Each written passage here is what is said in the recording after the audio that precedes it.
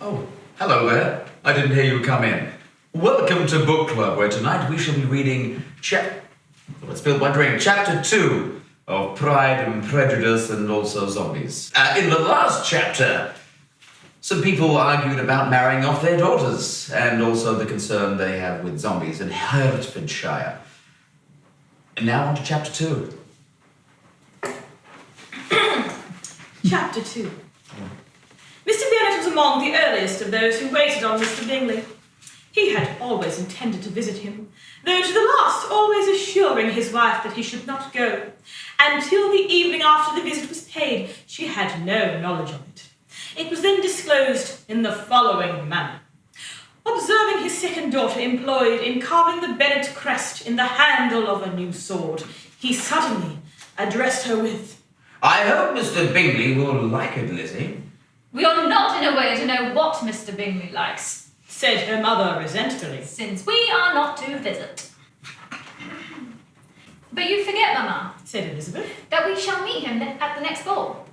Mrs. Bennet deigned not to make any reply, but, unable to contain herself, she began scolding one of her daughters. Don't keep coughing so, Kitty. For heaven's sake, you sound as if you have been stricken. Mother, what a dreadful thing to say with so many zombies about, replied Kitty fretfully. When is your next ball to be, Lizzie? Tomorrow fortnight. Aye, so it is, cried her mother. And it will be impossible to introduce him, since we shall not know him ourselves. Oh, how I wish I had never heard the name Bingley. I am sorry to hear that, said Mr. Bennet. If I had known as much this morning, I certainly would not have called on him. It is very unlucky, but as I have actually paid the visit, we cannot escape the acquaintance now. The astonishment of the ladies was just what he had wished. That of Mrs. Bennet perhaps surpassing the rest. Though, when the first tumult of joy was over, she began to declare that it was what she had expected all the while. How good it was in you, my dear Mr. Bennet. But I knew I should persuade you at last. I was sure you loved your girls too well to neglect such an acquaintance. Well, how pleased I am. And it is such a good joke to you that you should have gone this morning and never said a word about it till now. Do not mistake my indulgence for a relaxation in discipline, said Mr. Bennet. The girls shall continue their training as ever. Bingley or no Bingley. Of course, cried Mrs. Bennet. They shall be as deadly as they are fetching. Now, Kitty, you may cough as much as you choose, said Mr. Bennet, and as he spoke, he left the room, fatigued with the raptures of his wife.